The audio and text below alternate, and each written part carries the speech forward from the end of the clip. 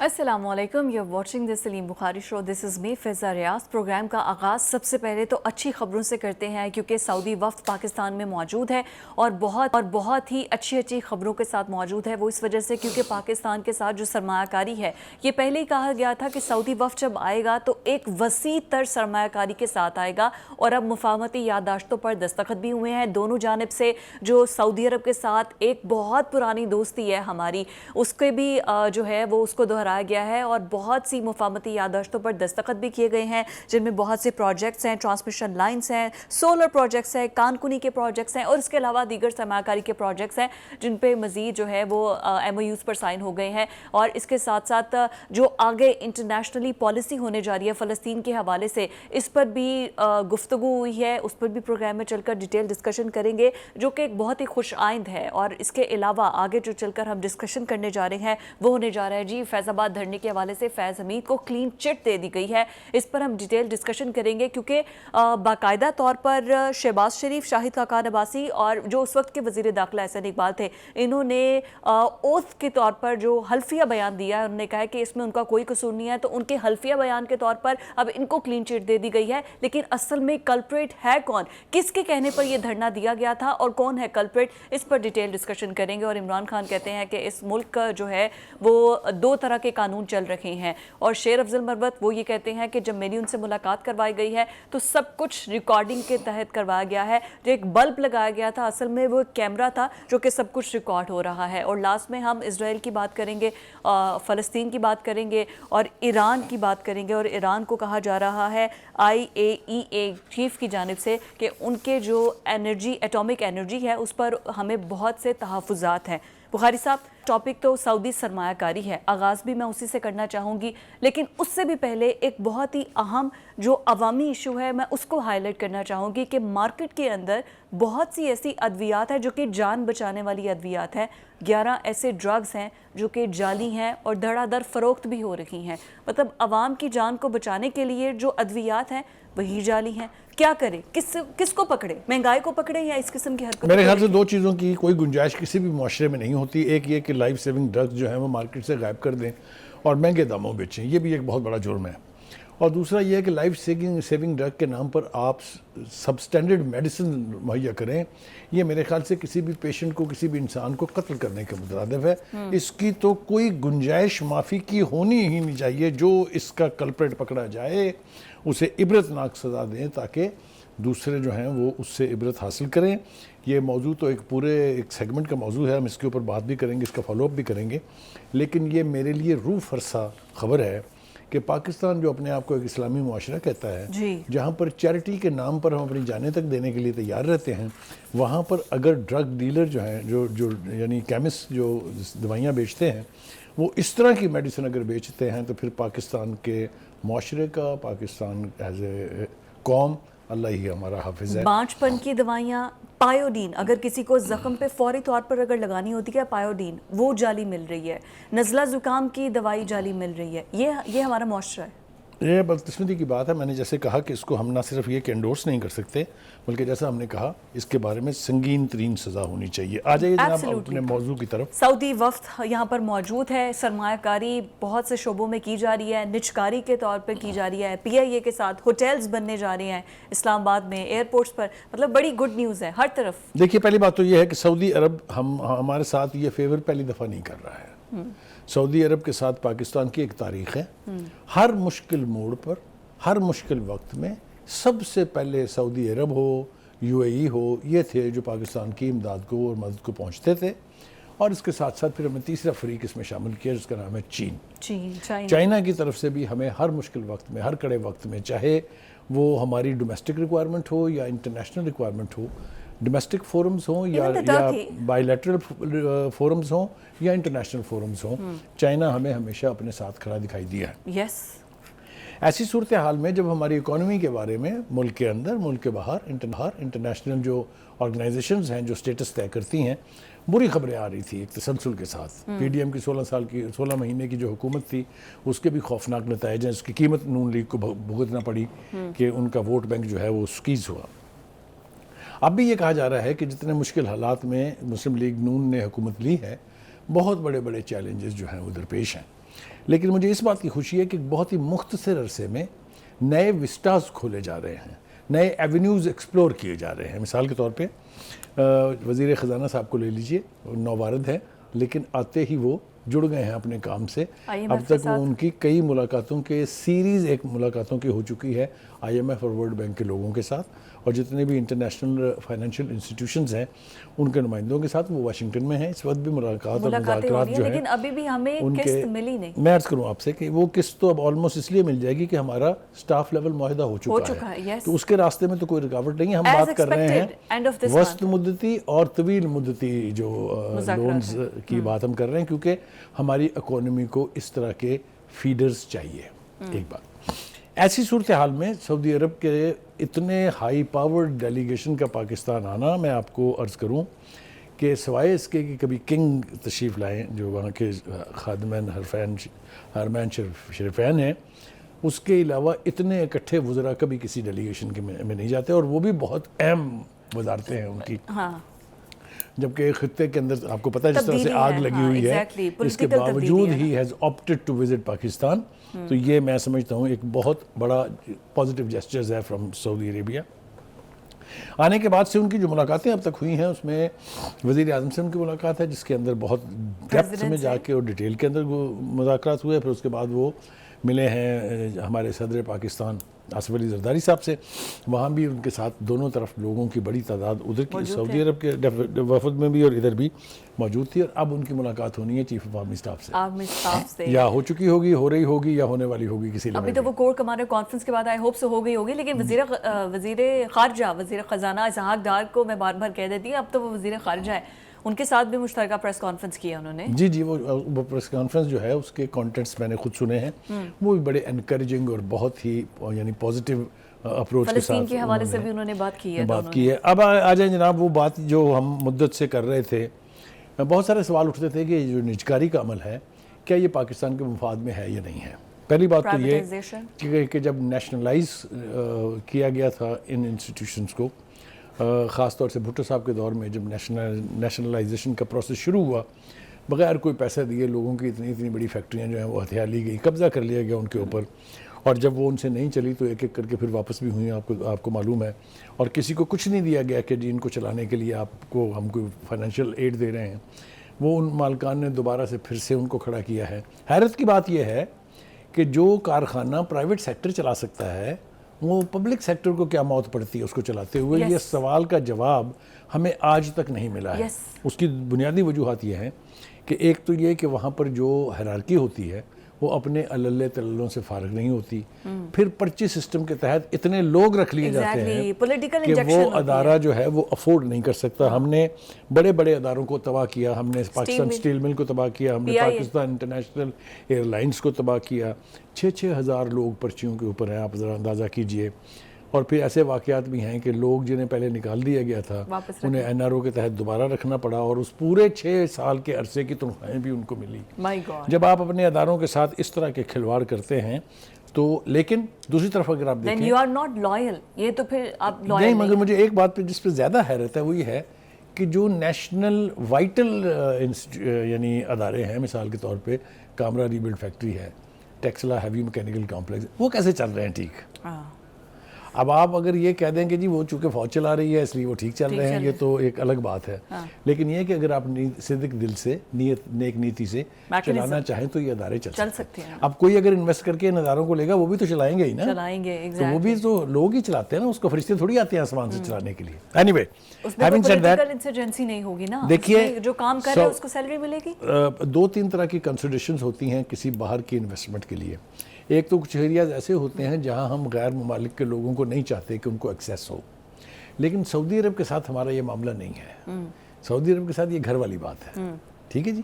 اور بے پناہ میں مثالیں اس کی دے سکتا ہوں, شاید کچھ یہاں ریلیونٹ نہ ہو. مثال کے طور پہ جو ویپنز ہیں پروڈکشن کے, اس میں پاکستان آرڈیننس فیکٹری جو ہے وہ بہت بڑا رول ہے. مشرق وسطیٰ کے بہت سے ممالک کو ہم اسلحہ جو ہے وہ بھیجتے ہیں. اسی طرح سے ہماری جو کاکول اکیڈمی ہے اس میں جو ٹریننگ ہوتی ہے خاص طور سے مسلم ممالک کی, جن میں سعودی عرب, یو اے ای سب سے زیادہ ان کے نمبرز ہوتے ہیں, تو بہت سارے ایسے سینسٹیو ایریاز ہیں جس میں آلریڈی تعاون ہمارا چل رہا ہے. اب جو نئے وسٹاز ہم نے کھولے ہیں وہ پی آئی اے کی بات ہم نے کر دی ہے، اسٹیل مل کا تو خیر ذکر نہیں آیا ہے اس میں، لیکن ہم ان کو 2 ہوٹلز بڑے بنانے کی اجازت دے رہے ہیں، اجازت دے رہے ہیں، ایئرپورٹس کی اجازت دے رہے ہیں۔ ایئرپورٹس کے بارے میں آپ کو یاد ہے ایک بڑی طویل کنٹروورسی چلی تھی کہ جی دیکھیں آؤٹ سورس کر رہے ہیں، تو وہ آؤٹ سورس کرنا بھی ایک طرح سے اس لیے ٹھیک تھا کہ یہ ایئرپورٹس جو ہے نہ وہاں پر فیسیلٹی نیشنل سٹینڈرڈ کی ہے اور نہ ہی وہ ہم سیلف سسٹین بنا سکے ہیں ان کو، اب تک پاکستان کا وہاں پیسہ ضائع ہو رہا ہے۔ تو اگر انٹرنیشنل ایئر لائنز کی بیک گراؤنڈ والے لوگ آ جائیں گے اس میں انویسٹ کرنے کے لیے تو مسافروں کی صورتحال بھی بہتر ہو جائے گی اور وہ ادارے بھی بالکل ٹھیک سے چلیں گے۔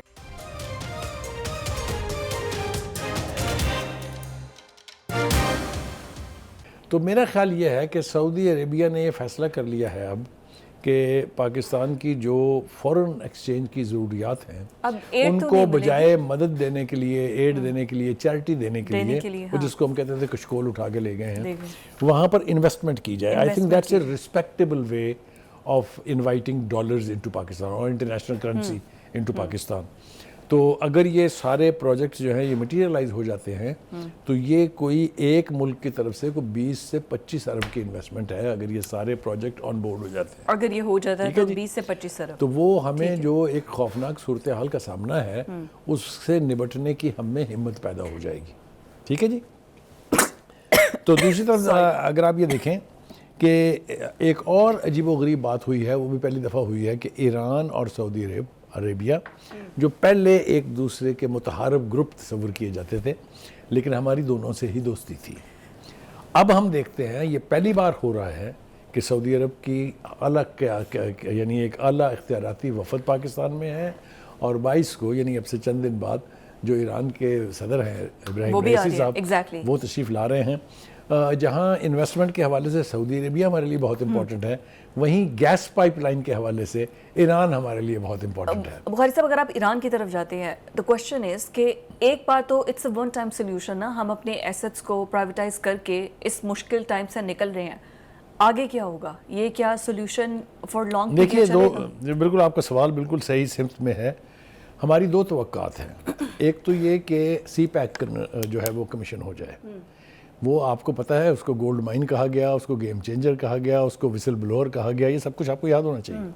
اگر وہ کمیشن ہو جاتا ہے تو ہماری جو وہ ریڑھ کی ہڈی ٹیڑھی ہوئی ہے نا اکانومی کے اعتبار سے وہ سیدھی ہو جائے گی بہت حد تک، اور اگر یہ جو فورن ڈائریکٹ انویسٹمنٹ ہے اگر یہ آ جاتی ہے تو پھر کیا کہنے ہیں۔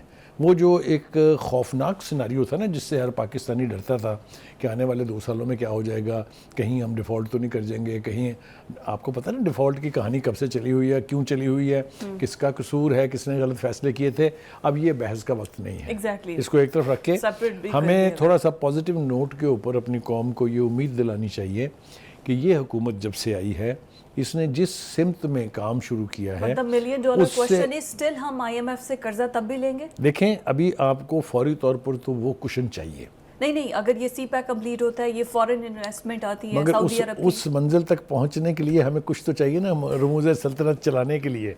ہم تو دیکھیں نا ہاتھ کھڑے کر کے بیٹھے ہوئے ہیں، میں مانتا تو نہیں ہوں گے لیکن یہ بات انٹرنیشنل اداروں کی طرف سے کہی گئی ہے کہ آپ قرضے لے کے اپنے ملازمین کو تنخواہیں دے رہے ہیں۔ یہ سیناریو کو ٹھیک کرنے کے لیے وہ کشن چاہیے جس کی طرف میں نے اشارہ کیا ہے آئی ایم ایف کے حوالے سے، ٹھیک ہے جی، تاکہ ہم تنخواہیں بھی دیتے رہیں، ایسی صورتحال بھی پیدا نہ ہو کہ ہم ڈیفالٹ کی طرف جائیں۔ بالکل ٹھیک ہے، اور جو پیٹرول اور ڈیزل مہنگا ہو گیا ہے اب آ رہی ہے جناب، بریک پر جانا ہے کوئکلی ہم اس کو میں یہ ابھی تو بہت کچھ رہتا ہے باقی، ایک تو آپ کو بریک کی بڑی جلدی ہوتی ہے، اینی وے میں کوشش کرتا ہوں جلدی سے اس کو سمیٹنے کی۔ دیکھیے گزارش یہ ہے کہ ہم نے کل کے پروگرام میں بھی کہا تھا، ہم نے 1 ہفتہ پہلے بھی 1 مہینہ پہلے بھی کہا تھا کہ یہ جو مہنگائی ہے اس کے اوپر کنٹرول کرنا بہت ضروری ہے۔ یہ جو آپ پٹرول کی، ڈیزل کی، بجلی کی قیمتیں، گیس کی قیمتیں بڑھا رہے ہیں، جو ویل آف ہیں ان کو کوئی فرق نہیں پڑ رہا ہے اس سے، وہ اپنی ملٹی بلینئر جائیداد میں سے کچھ حصہ اگر دے دیں گے بلوں کی صورت میں تو کوئی قیامت نہیں آئے گی، لیکن غریب آدمی جو ہے، جو سیلریڈ کلاس کے لوگ ہیں، جو پہلے لوور مڈل کلاس ہوتی تھی وہ تو زمین بوس ہو گئی نا، اب جو مڈل کلاس تھی وہ لوور مڈل کلاس ہو گئی ہے، اب یا امیر تر ہے یا غریب تر ہے۔ پیچ کی جو ایک کشن ہوتا تھا وہ ختم ہو گیا ہے تو ہم دعا ہی کر سکتے ہیں اس وقت, تو قرض بھی کر سکتے ہیں حکومت کو for raising the price of petrol, لیکن اس کے ساتھ ساتھ ہم ان کو کہتے ہیں خدا کے لیے ہاتھ ہلکا رکھیں. پھر وہی بات ہے کہ آپ اپنا ٹیکس نیٹ بڑھا لیں, آپ اپنے جو نان پروڈکٹیو ایکسپینڈیچرز ہیں ان کو کم کر دیں, تو آپ کی صورتحال بہتر ہو سکتی ہے. لیکن جیسا میں نے کہا, میں پھر کہہ رہا ہوں, حالانکہ ہم سن رہے ہیں کہ عمر ایوب صاحب جو ہیں چونکہ وہ سڑے ہوئے رہتے ہیں ہر وقت, تو انہوں نے کہا کہ جی بجلی کے یونٹ کی قیمت 100 روپے ہونے جا رہی ہے اور جلدی ہونے جا رہی ہے, اللہ نہ کرے کہ ایسا ہو. لیکن آل سیڈ اینڈ ڈن, اگر حکومت برق رفتاری سے صحیح سمت میں فیصلے کرے, جو پینڈنگ چیزیں ہیں ان سے نبرد آزما ہو, سی پیک کو فوکس کرے, ڈائریکٹ انویسٹمنٹ کے لیے اپنی کوششیں اور بڑھائے, تو ہم اس کرائسس سچویشن سے نکلنے کی پوزیشن میں آلموسٹ آ گئے ہیں. سب سے زیادہ بجلی چوری ہوتی تو KPK میں ہے, پھر وہاں پر سب سے پہلے کنڈا ڈالا جائے اور وہاں سے بجلی چوری کو روکا جائے تاکہ دیکھیے وہ محسن نقوی صاحب کا ہم نے کل پلان آپ کو بتایا تھا, ناظرین کو بھی بتایا تھا, کنٹرول وہ کیا جا جس سکے. بات کا وعدہ کر لیتے ہیں نا وہ پھر اس کو ڈیلیور کر لیتے ہیں, یہی ان کی ریپوٹیشن ہے. انہوں نے یہ کہا ہے کہ جی وہ چاہے KPK ہو, بلوچستان ہو, کوئی بھی علاقہ ہو, کراچی ہو, سندھ ہو, یہ ہم ہاتھ جو ڈال دیا ہم نے, اب یہ اب پیچھے ہم ہٹنے والے نہیں ہیں. ریٹیلرز کو ٹیکس نیٹ میں لانے کا کہا گیا تھا, وہ بات بھی اب گم ہو گئی, ہوا ہو گئی, پتہ نہیں اب نہیں, اس کا کیا ہوگا. میرے خیال سے اس کے اوپر FBR لگی ہوئی ہے. FBR نے کافی سارا کام کیا. اس دفعہ جو ریکوری ہوئی ہے وہ ریکارڈ ہے, یعنی جو ٹیکس کلیکشن ہے اس کا نیا ریکارڈ قائم ہوا ہے. تو یہ اگر عمل اسی طرح جاری رہتا ہے تو یقینی طور پر ہماری اکنامک کنڈیشن جو ہے, میں یہ نہیں کہنے جا رہا کہ وہ 100% ریلیف مل جائے گا ہمیں, لیکن لارجلی ہم سسکنے کے, اب تو سسکنے کے بھی قابل نہیں ہے نا. ڈائریکٹ ٹیکسز کے ذریعے دیکھیں آپ, انڈائریکٹ ٹیکسز کر رہے ہیں نا, بجلی کا پیٹرول مہنگا کر کے 300 کے قریب, بجلی کو آپ نے مزید 4 روپے یونٹ مہنگا کر دیا. وہ تو ہم نے, آپ ریکارڈ ٹیکس تو اکٹھا کر رہے ہیں. ہم نے وہ تو قرض کر دیا نا کہ یہ اقدامات جو ہیں یہ عوام کی بہبود کے لیے نہیں ہے, ان کی بربادی کا یہ منظر بنیں گے, اس کو اوائڈ کریں, دیگر اقدامات کر کے اس کوشن کو پورا کریں تاکہ عوام کو تھوڑا سا سکھ کا سانس ملے. دیگر اقدامات کریں تو پھر پتہ چلے کہ اس گورنمنٹ نے کیا انیشیٹیوز لیے ہیں, کیونکہ ابھی تک تو صرف وہ انڈائریکٹ ٹیکسز ہی اکٹھے کر رہے ہیں. ڈائریکٹ ٹیکسز جس سیکٹر پر لگنا چاہیے ہے وہ ابھی تک لگا نظر نہیں آ رہا. خیر آگے بجٹ بھی پیش ہونے والا ہے, لیکن آگے چل کر ہم بات کریں گے فیض حمید کو جو کلین چٹ ملی ہے. در حقیقت فیض آباد دھرنا کیس میں کس کو کلین چٹ ملی ہے اور کیا حقیقت ہے اس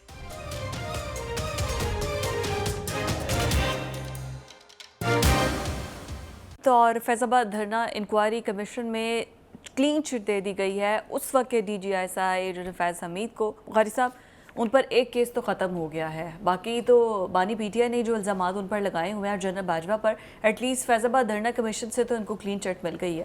اب یہ ایٹ لیسٹ خوشائند بات ہے کہ کوئی ایک رپورٹ تو کمیشن کی پبلک ہوئی نا, اس سے پہلے تک تو کبھی کوئی رپورٹ پبلک ہوئی نہیں. یہ بات ٹھیک ہے آپ کی کہ جتنے بھی کمیشن ماضی میں بنتے رہے ہیں, چاہے وہ حمود الرحمان کمیشن رپورٹ تھی, چاہے وہ میمو گیٹ کی رپورٹ تھی, کبھی کچھ سامنے نہیں آتا ہے. اسی طرح سے وہ اسامہ بن لادن والی جو کہانی تھی وہ بھی کسی کے سامنے نہیں آئی ہے کہ کیسے وہ امریکن یہاں داخل ہوئے, کیسے لے گئے ان کو. کہنے کا مطلب یہ ہے کہ قوم کو بیوقوف بنانے کا ٹھیکہ کس کے پاس ہے, مجھے یہ پرسائسلی تو نہیں پتا, لیکن اس خاص کیس کے اندر تو مسلم لیگ نون کا جتنا بھی ان کی عقل کا, ان کے فیصلوں کا, ان کی سیاست کا ماتم کیا جائے اتنا ہی کم ہے. اچھا, اب آپ پوچھئے کیوں؟ ایسا کیوں ہے؟ جب سے فیض آباد دھرنا ہوا, پھر اس کے بعد جب سے قاضی فائز عیسیٰ کے جو کمیشن تھا اس کی جو رپورٹس تھی, اس وقت سے لے کے ہمیں آج تک یہ بتایا جاتا رہا کہ یہ دھرنا جو ہے یہ فوج کی کارروائی تھی. ہاں جی, فوج کے لوگوں نے وردی میں آگے وہاں پیسے تقسیم کیے. اس کا سکرپٹ رائٹر جو ہے وہ فیض حمید تھا. Is that right? ویڈیوز موجود تھی, سب کچھ آن ریکارڈ ہے. مجھے خاص طور سے ان کی عقل کا ماتم کرنا ہے جن کا نام خاقان عباسی ہے اور جو وہ احسن اقبال صاحب ہیں, اور تھوڑا سا ماتم اگر شہباز شریف صاحب کی عقل کا بھی کر لیا جائے تو کوئی حرج نہیں ہے. انہوں نے بیوقوف بنائے رکھا سالہ سال لوگوں کو, اور جو بیان حلفی لکھ کے دیا ہے اس میں فیض حمید کو کلین چٹ انہوں نے دی ہے. ہاں جی, کمیشن نے نہیں دی ہے, انہوں نے لکھ کے دیا کہ یہ فیض حمید جو ہے یہ بے گناہ ہے, اس کا کوئی قصور نہیں ہے اس میں. تو اس سے پہلے تک یہ کہتے مجھے آپ یہ بتائیے, یہ مسلم لیگ نون منہ دکھانے کے قابل ہے کسی کو کہ اتنا بلڈ اپ کیا گیا اس ایشو کو کہ فیض آباد دھرنے میں پتہ نہیں کیا ہو گیا, وہ فوجیوں نے آگے پیسے تقسیم کر دیے, وہ یہ ہو گیا, وہ یہ ہو گیا. پتہ چلا یہ سارے خود کلپریٹ ہیں, یہ سارے خود کلپریٹ ہیں اور ان کو اس کی سزا ملنی چاہیے. احسن اقبال خود آگے They should not be allowed to go scot free. ان کے خلاف ایکشن ہونا چاہیے جنہوں نے قوم کو بیوقوف بنایا ہے. دیکھیے کمیشن کی رپورٹ جو ہے اس کے بارے میں سوشل میڈیا کے اوپر یہ پروپیگنڈا چلایا گیا, جو بھی کہہ لیں آپ اس کو, کہ جی یہ جو رپورٹ ہے یہ ٹی آر او کے مطابق نہیں ہے اور اس کے اندر جو رول تھا فوج کا اور دیگر لوگوں کا اس کا وضاحت سے بیان نہیں ہے. لیکن اٹارنی جنرل صاحب جو ہیں انہوں نے یہ خبر جو ہے اس کو فیک قرار دیا. ان کا ایسی کوئی بات نہیں ہے. ابھی تو رپورٹ ہمیں سبمٹ ہی نہیں ہوئی, ہمارے پاس آئی نہیں ہے. تو آئے گی تو پھر ہم اس کو سپریم کورٹ میں جمع کرا دیں گے, کیونکہ سپریم کورٹ کا تقاضا تھا کہ ایک کمیشن بنا کے حقائق کو معلوم کیا جائے. ٹھیک ہے جی, رائٹ. اب جن کو آپ نے کلپریٹ دیا ہے, اب ان کے خلاف احسن اقبال, شہباز شریف, شاہد خاقان عباسی ویسے تو ٹی وی پر آ کر ایسے دبنگ طریقے سے اسٹائل میں بول رہے ہوتے ہیں. نہیں, وہ دبنگ شبنگ کوئی نہیں ہے. وہ ان کو پہلی بات تو یہ ہے کہ ان کا اپنا قد کاٹ کوئی نہیں تھا. وہ ان کو اپنے باپ کی وجہ سے مسلم لیگ کے اندر اہمیت مل گئی تھی, کیونکہ خاقان عباسی صاحب جو تھے بہت بڑا آدمی تھا. وہ بیٹے نے تو خیر لٹیا ان کی ڈبو دی ہے بالکل ہی. وہ کمیٹڈ آدمی تھا, ڈیڈیکیٹڈ آدمی تھا نواز شریف صاحب کے ساتھ. اور احسن اقبال صاحب جو بہت بڑے فلسفر بنتے ہیں, بہت بڑے, وہ سمجھتے ہیں کہ ان کے اوپر آ کے پالیسی میکنگ ہو یا پارٹی کا مینیفیسٹو ہو, ان سے بہتر کوئی نہیں چلا سکتا. انہوں نے یہ جو واردات کی ہے, یہ واردات میں کہوں گا اس کو کہ یہ ایک واردات ہے قوم کے ساتھ. تو اب ان کو کون قانون کے کٹہرے میں لائے گا؟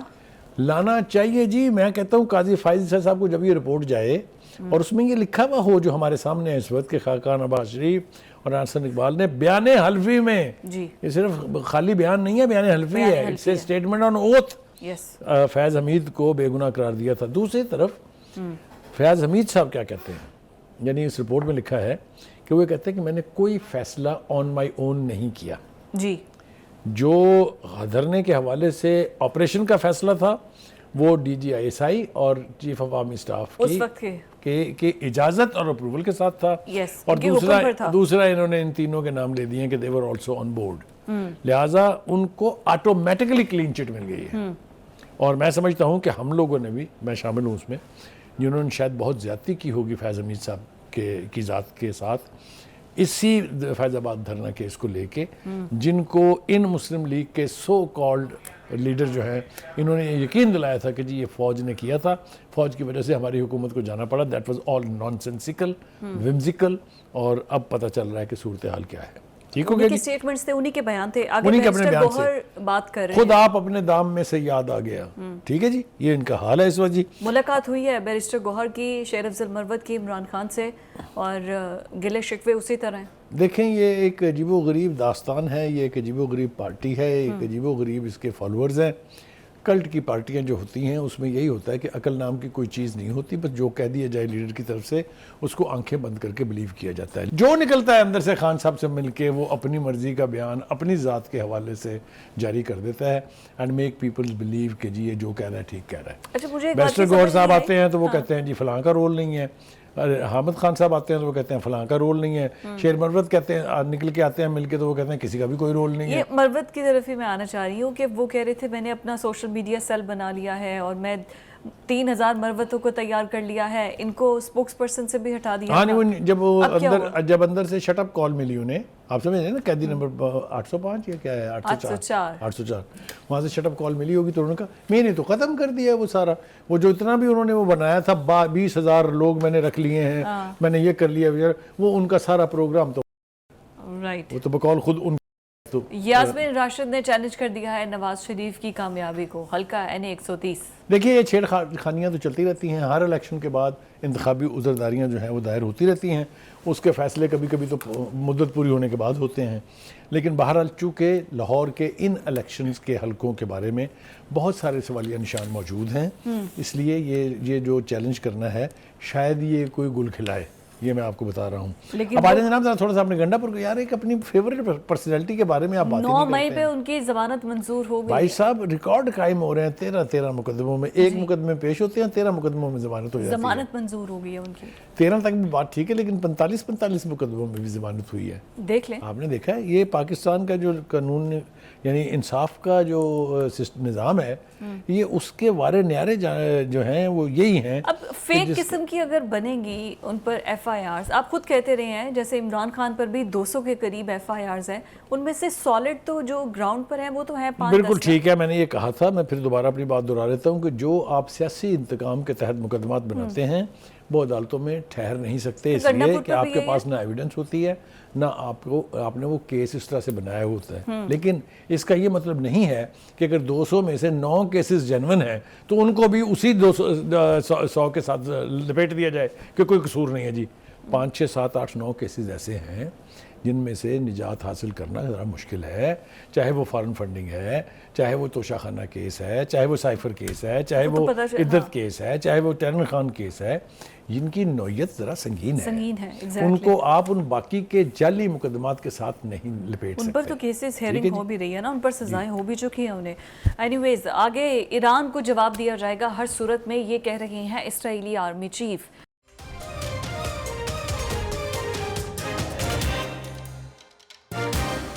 اور اسرائیل جو کہ کہتا تھا کہ میرا ڈیفنس سسٹم اتنا اسٹرانگ ہے کہ کوئی بھی اس کو توڑ کر آ نہیں سکتا ہے۔ بخاری صاحب ذرا ان کے آرمی چیف کی گفتگو سنیں۔ اسرائیلی آرمی چیف کہہ رہے ہیں ایران کو روکا جائے، اسرائیلی وزیر خارجہ کہہ رہے ہیں کہ اس سے پہلے بہت دیر ہو جائے، ایران کو روکا جائے۔ ایک طرف غزہ میں جنگ چھڑی ہوئی ہے اور دوسری جانب ایران سے ڈرے ہوئے ہیں یہ لوگ کہ کہہ رہے ہیں کہ کوئی آ کے بچا لے ہمیں، روکے ایران کو کسی طرح۔ دیکھیے اسرائیلی وزیر خارجہ نے جو 32 ممالک کے یعنی 32 ممالک سے جو مطالبہ کیا ہے جی کہ خدا را ایران کو روکیں، ہاں روکے، یہ دیر ہو جائے گی بہت تو پھر یہ قابو نہیں آئے گا، اس کو روکیں۔ اور ساتھ ہی یہ بھی کہا ہے کہ جو پاسداران ہیں which is now the revolutionary guards of the Iranian society، ان کو دہشت گرد تنظیم جلدی سے آپ قرار دے دیں۔ یعنی ان صہیونیوں کو کچھ نہ کہیں آپ، جنہوں نے انسانیت کا وہ ستیہ ناس کیا ہے جس کی پوری دنیا کی مین کائنڈ کی تاریخ میں جس کی مثال نہیں ہے، کہ نہتے عورتوں اور بچوں کو اس بڑی تعداد میں شہید کر کے زمین بوس کر دیا جائے، اس کے بارے میں کوئی کچھ کہنے کے لیے تیار نہیں۔ مجھے تو حیرت ہوتی ہے اس انٹرنیشنل ورلڈ اور انٹرنیشنل کمیونٹی کی غیرت پر بھی، ان کی وزڈم پر بھی، ان کی لاجک پر بھی، کہ وہ اپنے ملک سے نکل کے لبنان پر حملے کرے، ٹھیک ہے، وہ اپنے ملک سے نکل کے سیریا میں ایرانی قونصل خانے پر حملہ کر دے، وہ ٹھیک ہے، اس کو کوئی انگلی لگا دے تو ان کے پیٹ میں درد شروع ہو جاتی، مروڑ اٹھتے ہیں ان کو۔ ایک بات تو یہ ہے، دوسری بات یہ کہ اس کے مقابلے میں چینی فارن منسٹر جو ہے اس کے بیان کو آپ انڈرمائن کرنے کی کوشش نہ کریں۔ انہوں نے ایران کے وزیر خارجہ سے اور سعودی عرب کے وزیر خارجہ سے دونوں سے ٹیلی فون کے اوپر رابطہ قائم کیا ہے، اور اس توقع کا اظہار کیا ہے کہ ایران میں اتنی کیپیسٹی ہے کہ وہ کسی بھی بگڑتی ہوئی صورتحال کو خطے میں سنبھال لے۔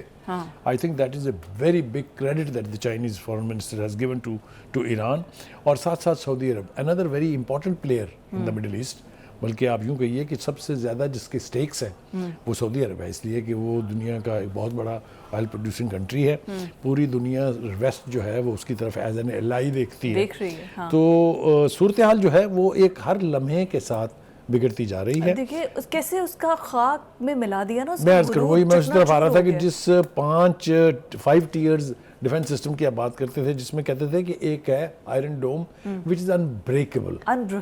میں اپنے ناظرین کے ساتھ جلدی میں یہ شیئر کر دوں کہ یہ جو ڈرونز ایران نے استعمال کیے ہیں یہ وہ تھے جو آلموسٹ اب بالکل یعنی جس کو کہہ دیں کہ ترک کیے جانے تھے، یہ ٹیکنالوجی بالکل ختم تھی، اور چھوٹی قیمت تھی ان کی، اس کے اوپر اسرائیل نے جو اپنے بہت قیمتی میزائل ضائع کیے ہیں۔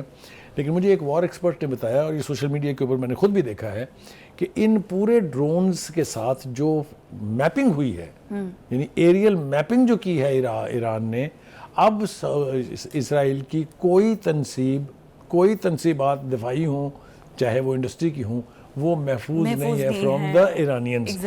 اگر آپ نے دیکھا ہو تو ایک بیان آیا ہے ایران کے پاسداران کا جو ہیڈ ہے، اور رئیسی کا بھی آیا بیان، ہاں رئیسی کا بھی، اور ایرانی وزیر خارجہ کا بھی، انہوں نے کہا ہے کہ اگر آپ نے اب مزید پنگا کرنے کی کوشش کی تو ہم سیکنڈز کے اعتبار سے آپ کو جواب دیں گے۔ آپ سمجھ رہے ہیں اس میں چھپا ہوا اشارہ؟ یہ مت سمجھنا کہ ہمارے ڈرونز پہنچنے میں 7 گھنٹے لگائیں گے، پہلے 12 دن کا انتظار کیا نا، we will reach out to you in seconds and I tell you we must believe what the Iranians say۔ I think اگر اسرائیل پنگا کرنے جا رہا ہے، مزید ریئیکٹ کرنے جا رہا ہے، تو قیمت بھی اسرائیل ہی چکائے گا۔ یہ مجھے اس ذات سے یہ امید ہے، اللہ تعالیٰ سے، کہ وہ مسلمانوں کی مدد کرے گا، اور وہ جو مسلمان ممالک خاموش بیٹھے ہوئے ہیں وہ ایران کی اس گرفت کو صورتحال پر دیکھتے ہوئے وہ بھی شاید اپنے پاؤں پر کھڑے ہو کے فلسطینیوں کے ساتھ جو ظلم روا رکھا جا رہا ہے اس سے نجات دلانے کے لیے عام انعام ہو جائے۔ جس دن یہ فیصلہ ہو گیا اسرائیل اپنی موت خود مر جائے گا۔ اور ابھی بھی جو مسجد اقصیٰ ہے اور فلسطین ہے انہوں نے جشن منایا ہے باقاعدہ طور پر، ایسی ایسی ویڈیوز آئی ہیں، وہ ویڈیوز آپ دیکھ رہے ہیں نا، ہم اس میں دکھا رہے ہیں نا، یہ جب وہ بڑھ رہے تو نیچے سے تالیاں بج رہی تھی مسجد اقصیٰ کے سین میں بیٹھ کے جو نمازی نماز پڑھنے گئے تھے اور اللہ اکبر کے فلک شگاف نعرے لگ رہے تھے، یہی تو وہ اسپرٹ ہے جو اسرائیل جیسا ملک تمام تر ویسٹ کی سپورٹ، حمایت، مالی امداد، دفاعی امداد کے باوجود آج تک ان کو صفحہ ہستی سے نہیں مٹا سکتا۔ انبریکیبل ہے نا، اسی وجہ سے تو یہی تو بات ہے۔ اور لاسٹلی بخاری صاحب ون لائنر اس کا جواب دیجیے گا، دونوں طرف کیا لڑائی اسرائیل چھیڑ سکتا ہے؟ میرے خیال سے یہ جو ان کی اس میں جو اختلاف چل رہا ہے بڑا شدید اختلاف ہے، نیتن یاہو سے اختلاف کر رہے ہیں، اس کے ارکان جو ہیں وہ اسی حوالے سے ہے جس طرح کا پاگل پن کا ریاکشن جو ہے وہ نیتن یاہو دینا چاہتا ہے وہ روک رہے ہیں اس سے کہ ایسا نہ کرنا، قیمت چکانی پڑے گی۔ بالکل ٹھیک ہو گیا، بہت شکریہ بخاری صاحب۔ ناظرین یہ تھا ہمارا آج کا پروگرام، آپ سے کل ملاقات ہوگی، اللہ حافظ۔